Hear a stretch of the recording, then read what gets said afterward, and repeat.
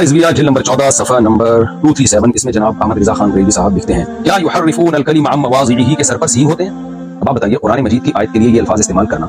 युहर्रिफून अल कलिमा अम मवाज़िही के सर पर सींग होते हैं, क्या इससे बेदबी नहीं झलकती? यानी ऐसे ही जैसे कोई कह ले क्या सूरह इखलास के सर पे सींग होते हैं, क्या कुल हुवल्लाह के सर पे सींग होते हैं, क्या सूरह फलक के सर पे सींग होते हैं? तो आप देखें कि ये अंदाज़े बयान कैसा है। अऊज़ु बिल्लाहि मिनश शैतानिर रजीम, बिस्मिल्लाहिर रहमानिर रहीम, अल्लाहुम्मा सल्लि अला मुहम्मदिन व आलिहि व अस्हाबिहि अजमईन। नाज़रीन कराम, जैसा कि मुफ्ती तारिक मसूद देवबंदी का मामला जो है सोशल मीडिया पे आया कि कैनेडा में एक बयान के दौरान चंद अल्फाज मुफ्ती तारिक मसूद की जुबान से अदा हुए, जिनकी बुनियाद के ऊपर काफी मामला जो है वो खराब हुए,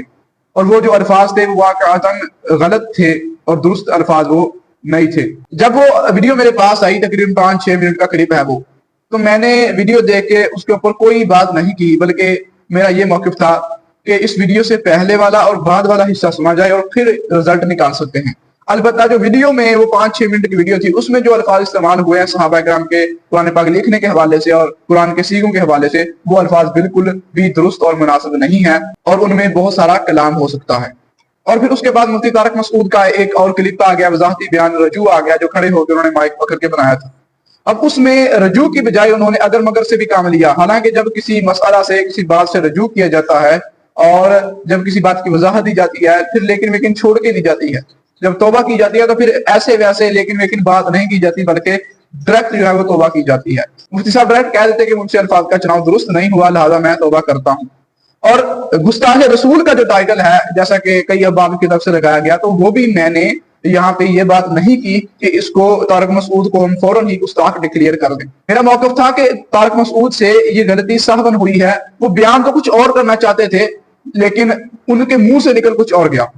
हालांकि यही वो तारिक मसूद है और यही वो देवबंदी हजरात हैं जो हमें मुशरिक ठहराते हैं, और यही वो लोग हैं जो या रसूलुल्लाह सल्लल्लाहु अलैहि वसल्लम कहने को शिरक बताते हैं और नबी पाक अलैहिस्सलाम के इल्म गैब के हवाले से और इख्तियारात के हवाले से ये बातें करते हैं। और यही वो लोग हैं जो मंदिरों में जाके उनका प्रसाद वगैरह भी खाते हैं, लेकिन हमारे जो खत्म शरीफ और जिसके ऊपर कुरान खानी होती है उसको ये दुरुस्त नहीं बताती। लेकिन फिर भी हमने ये बात कही कि इस बयान में तारिक मसूद को हम डिक्लेयर नहीं कर सकते कि इसने गुस्ताखी की है, और हम ये कह सकते हैं कि जो उसने अल्फाज कहे हैं वो दुरुस्त नहीं है, उसकी हम वजाहत कर सकते हैं और उन अल्फाज के ऊपर कुरान और हदीस से दलाइल पेश कर सकते हैं कि ये तारिक मसूद की गलती है। लेकिन तारिक मसूद ने एक रजू रिकॉर्ड करवाया जिसमें उसने दूसरे मसलक के उलमा काबिरीन के जो है वो बड़े काबिरीन उनकी किताबों के हवाले पेश किए अपने दिफा में,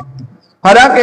ऐसी बातें बिल्कुल भी मुनासिब नहीं है। और फिर हुआ ये कि तारिक मसूद ने आला हज़रत रहमतुल्लाह अलैह के ऊपर फतवा लगा दिया कि जनाब देखें, आला हज़रत की फलां इबारत से भी तो गुस्ताखी साबित हो रही है, तो लिहाजा उनको मैं तो गुस्ताख नहीं कहता, मैं तो उसकी तवील करता हूं। हालांकि आला हज़रत रहमतुल्लाह अलैह की वो जो इबारत है उससे हरगिज़ भी ना गुस्ताखी साबित होती है, ना ही आला हज़रत ने वहां पे गुस्ताखी की है और ना ही उसको गुस्ताखी कह सकते हैं।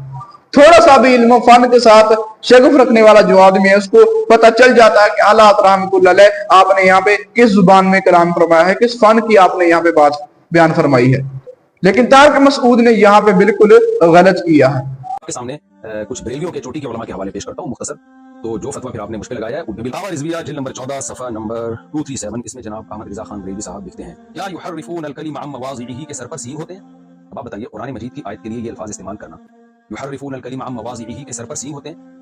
क्या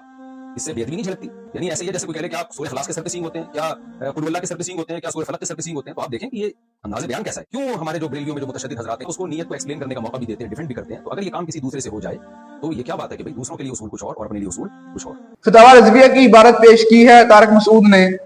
मेरे पास है फतवा रिजविया शरीफ, इसकी जिल्द नंबर 14 है और इसका सफ़ा नंबर है 236।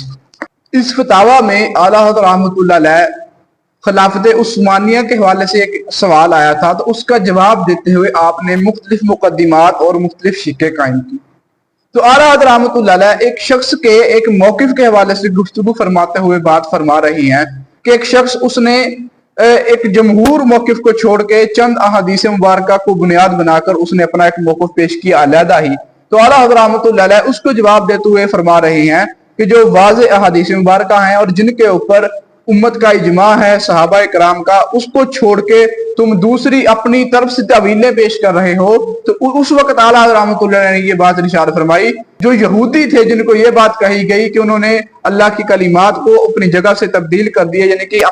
انہوں نے موقف کے مطابق اپنی من مرضی کے مطابق انہوں نے بنا کے پیش کیا، تو اعلیٰ حضرت رحمۃ اللہ نے اس وقت فرمایا کہ کیا ان یہودیوں کے سروں پہ سنگ ہوتے ہیں جن یہودیوں کے بارے میں یہ بات کہی گئی کہ انہوں نے اللہ کی کلمات کو اپنی جگہ سے بدل دیا، کہ پتہ چل جاتا ہے ان لوگوں نے جو ہے اللہ کی کلمات کو بدلا ہے؟ نہیں، بلکہ ان کے قول و قرار سے پتہ چلتا ہے کہ وہ اللہ تبارک و تعالیٰ کی جو کلمات ہیں اپنی من مرضی کے مطابق کیسے بدل دیتے ہیں، کیسے وہ پیش کرتے ہیں۔ تو یہ بات اعلیٰ حضرت رحمۃ اللہ نے بیان فرمائی، ان صاحب نے اپنے دفاع میں اعلیٰ حضرت رحمۃ اللہ کے اوپر ہی بات کر دی۔ تو میں اعلیٰ حضرت کی وہ عبارت پیش کرتا ہوں، پھر اس کے اوپر مزید کلام کرتا ہوں۔ وہ عبارت یہ ہے،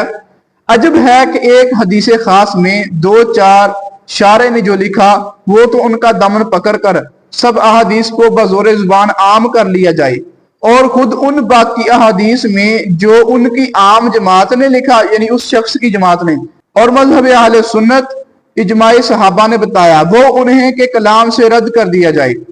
اور کیا یحرفون الکلم عن مواضعہ کے سر پہ سینگ ہوتے ہیں؟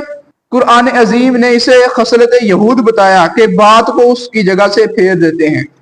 طارق مسعود کہتا ہے اعلیٰ حضرت رحمۃ اللہ کے حوالے سے کہ ان کی اس بات سے گستاخی ثابت ہو رہی ہے، حالانکہ جو صاحب علم شخص ہے وہ فتاوی رضویہ کی اس عبارت کو آگے سے اور پیچھے سے پڑھے گا تو اس کو پتہ چل جائے گا کہ اعلیٰ حضرت رحمۃ اللہ علیہ آپ نے یہاں پہ فن بلاغت کا اظہار فرمایا ہے،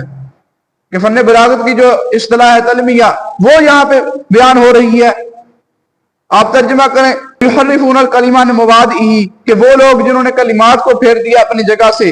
کہ ان کے سر پہ سینگ ہوتے ہیں۔ یہ ہے اعلیٰ حضرت رحمۃ اللہ علیہ کی اصل بات جو بن رہی ہے، اور آگے اور پیچھے کی عبارت پیش نہیں کی، اور جو مین جملہ تھا وہ اس نے آگے رکھ دیا، دیکھیں جی ایسے ہو رہا ہے۔ اور یہ بالکل طارق مسعود نے غلط بیانی یہاں پہ کی ہے، اور اس نے 2 نمبری سے کام لیا۔ تم اگلی عبارت پیش کرو، تم پچھلی عبارت پیش کرو فتاوی رضویہ کی، لیکن وہ اس نے بیان نہیں کی۔ جب پوری عبارت پڑھی جائے گی واضح طور پہ پتہ لگ جائے گا کہ اعلیٰ حضرت رحمۃ اللہ علیہ آپ یہاں پہ کیا بات بیان فرما رہے ہیں۔ یحرفون الکلم عن مواضعہ کے سر پہ سینگ ہوتے ہیں، کہ وہ لوگ جنہوں نے اللہ تبارک و تعالیٰ کی کلمات کو پھیر دیا ہے، یعنی یہ یہودیوں کی خصلت قرآن مجید نے جن کو کہا کہ وہ اللہ کی کلمات کو بدل دیتے تھے اپنی من مرضی کے مطابق، تو کیا ان کے سروں پہ سینگ ہوتے ہیں؟ بلکہ ان کے قول و فعل سے پتہ چلتا ہے کہ وہ کون سی بات اپنی من مرضی کے مطابق کرتے ہیں، اور کون سی بات جو ان کی طبیعت کے موافق نہیں ہوتی اس کو وہ بدل لیتے ہیں۔ لیکن طارق مسعود صاحب یہی کام آپ نے کیا ہے۔ آپ یہ جو بات تو پیش کر رہے ہیں نا طارق مسعود صاحب، آپ یہ جو بات پیش کر رہے ہیں نا فتاوی رضویہ کی کہ اعلیٰ حضرت پہ یہاں پہ گستاخی کا ٹائٹل لگتا ہے، طارق مسعود صاحب یہی کام اب آپ نے کیا ہے کہ آپ نے اپنی طبیعت کے موافق جملہ لے لیا ہے فتاوی رضویہ سے، اور اگلا بھی چھوڑ دیا اور پچھلی لائنیں بھی چھوڑ دی۔ طارق مسعود صاحب اب یہ ٹائٹل آپ پہ لگ رہا ہے کہ آپ نے کلمات کو ان کی جگہ سے پھیرا ہے۔